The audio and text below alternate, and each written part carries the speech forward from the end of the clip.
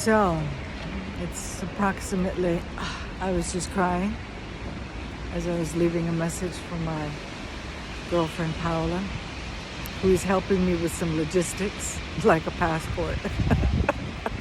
You know, there's so many tension points that are being touched at this moment. Hello, hello. There's so many tension points that are being touched at this moment. You cannot believe. I just checked my bank account and I think I have $55 available. And in trying to get this document down, it would cost me 400 Rand to get a taxi from here to the cargo area where the big name courier companies deliver at the airport. And that would be like $23 US. So that $55 would be reduced to get. So my hat is on because it's cold and it has rained all day, but there's a reprieve. What a beautiful reprieve. And I'm loving the lighting. I'm going through the waves. I've met some I've come and touched, and there's so much going on at this airport experience for me, where I have these moments of connection with people and we have this really sweet conversation. I met a young woman that was traveling with her 2 young children, and she was alone and she was working on her computer at the same time as taking care of a 1-year-old infant and a 5-year-old. And I had gone by her to tell her, you know, if you need to go somewhere with your babies, I will watch your card. Just know that it would be safe. And she thanked me. And so, you know, women should be looking out for each other. And I know how hard it was traveling with one child alone. So there was that. And then we ended up having a conversation about our mothers and family. And we connected, and I stayed with her until she gathered up all of her things, and I helped her with some things. And I said, you know, I can't just sit here and watch you. And so she gave me a little errand to do, and she offered to buy me food.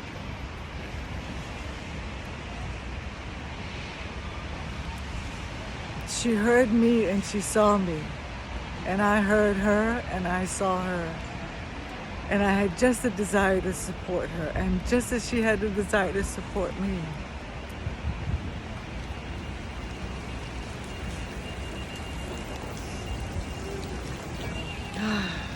I was also under this pressure with my bank exemption. I had this notice come up to say, you know, on the 25th, it was warning me that I needed to renew with my bank to have access to my credit card internationally.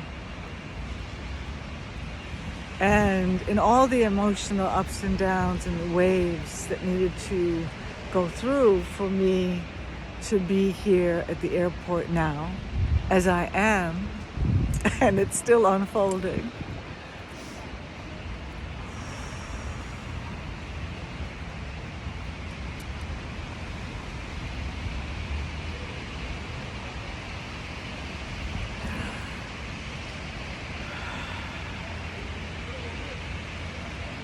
But I had thought, then I got another reminder this Sunday that it expired.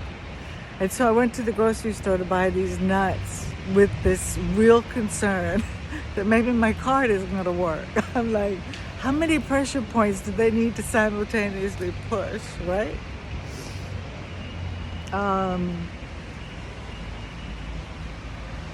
And it's freeing me. It's teaching me how to let go even more, how to trust myself even more.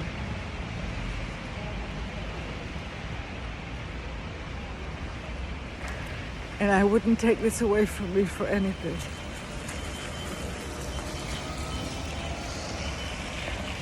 I've been seeking this, feeling the possibility of this of this resonance and this ability to respond with life, to allow the waves to just wash through me.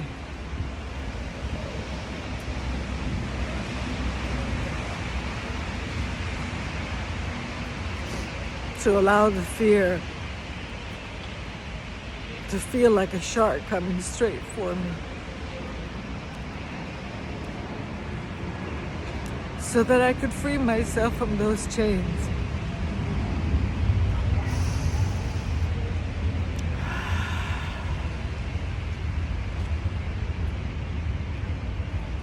I wrote my mother an email. We've been estranged. I blocked her last year. I just couldn't do anymore. It just felt like we were doing was hurting each other over and over again, over the same points. And it's taken me up to a couple of hours ago to surrender, to let it go,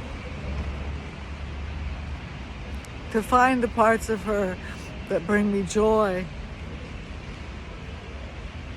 that give me the desire for care, to care for her.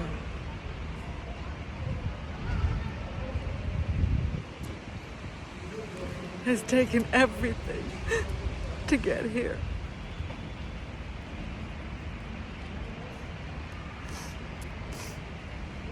I have a tattoo on my arm, and it says, "May I be happy." Just one of them. And I wrote that because, as a reminder of how much I've been so tied into being right.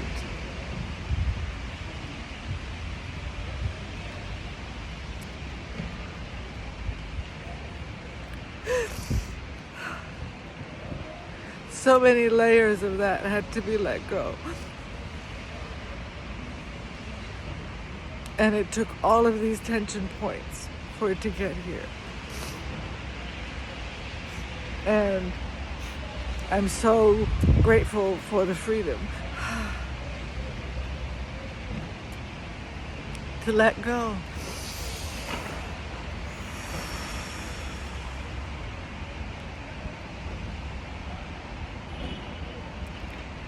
To assist her is what I would do. If I could afford to volunteer, that's what I would do. And I would like to open to the possibility that my mother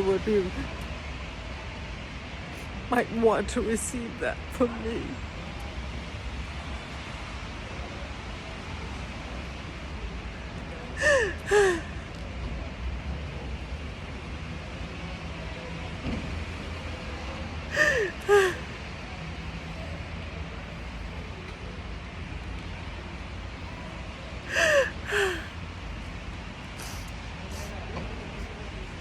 I can see no better service than that.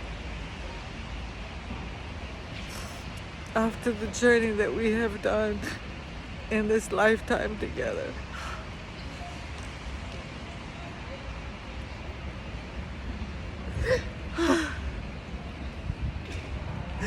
The years we have missed.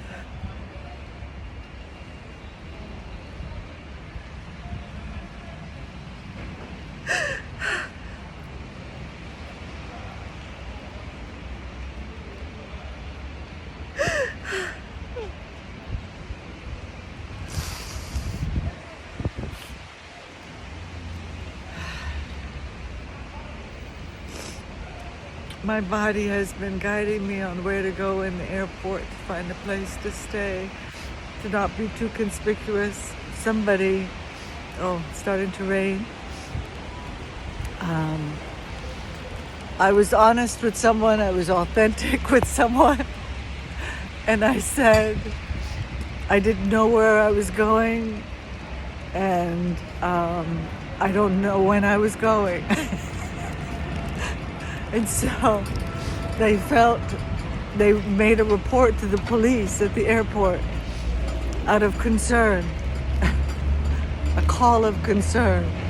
So I'm sitting under this gloriously lit tree that's in the lobby of the arrivals area. And I'm sitting and I'm meditating. My eyes are closed. My eyes are closed. And then I feel this touch on my shoulder. I have my red hat on. Oh, it's a nice little bite of cold. It's so refreshing. So she touches me and I open my eyes and it's a policewoman. And then there's a man. She's to my right, and then there's a man. I guess he's the head of the security, I guess, at the airport. And she says that someone had made a call of concern, and she asked if I was okay. She asked me if I was sleeping, and I said, no, how could I sleep sitting up? I was meditating. I've been meditating for 40 years. It is so normal for me in the public sphere to just close my eyes, just rest my eyes from all the stimulation and just take some quiet time to recharge myself, refocus myself, be in my body more. So yes, we went through quite a little conversation, and she was offering that I could go to the victim trauma room in the police station to meditate so that people wouldn't think that there was something wrong with me, because it's not common. And I said, okay, yeah, if I can sit quietly and meditate without people touching me or reporting me, yes, I'd do that.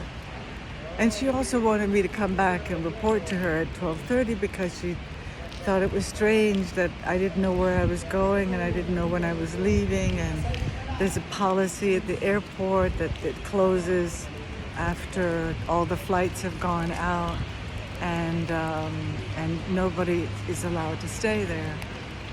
And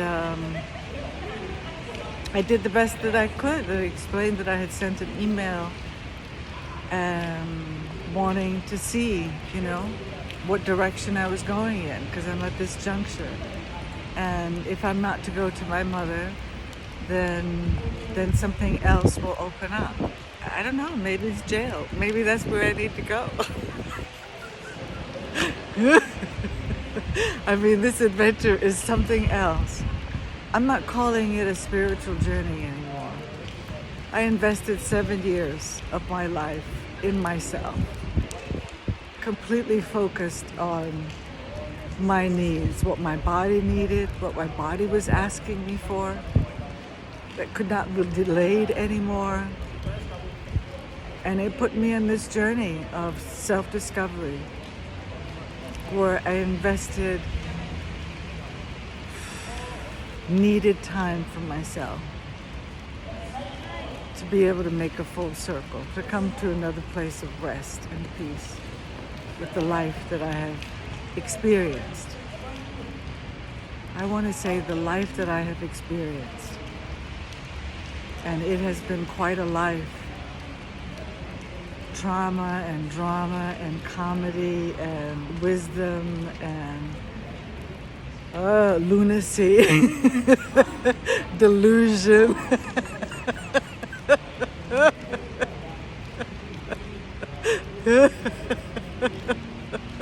It's been quite a life. It's been quite a life. And I thank you for watching this diet, for being part of this journey. As the people that were, and I'm wearing earrings. Somebody, my pet sit client, she gave me a little bag with some food, some snacks that she brought from Thailand. And it was included, it was a bracelet. Let me see, can I expose it? It's this multicolored shell one with the sunflower. She got it from Thailand and she gave me that gift as well. So I've just been so blessed, that I can't say that there was a mistake anywhere along the way. I thought I was going to go to multiple countries in Africa, and I ended up staying most of the time in South Africa with a short visit to Botswana. Life doesn't turn out the way that we think that it will, or that we even intuit, you know? Oh, this mother thing, it feels good to be at peace with it. It feels so good to come to a place of rest with it. It's taken everything that it's taken to get here. It really has. Every single thing. It's taken all of that. So, I'm gonna go and find a place to rest, watch a video on spiritual grifting, just to pass the time, and rest and see what it brings moment to moment. Trusting. Thank you for witnessing.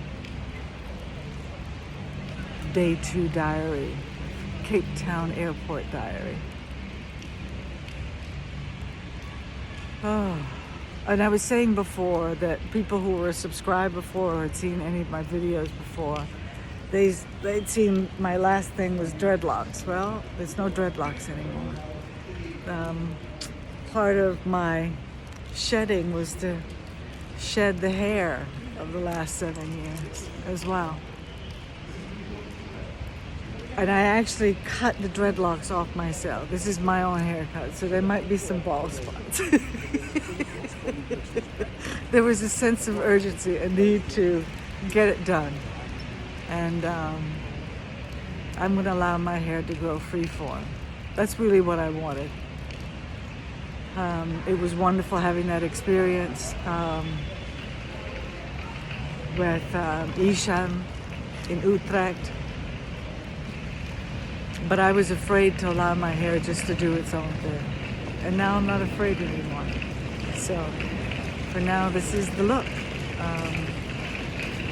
The shedding of this cycle. Thank you. Bye.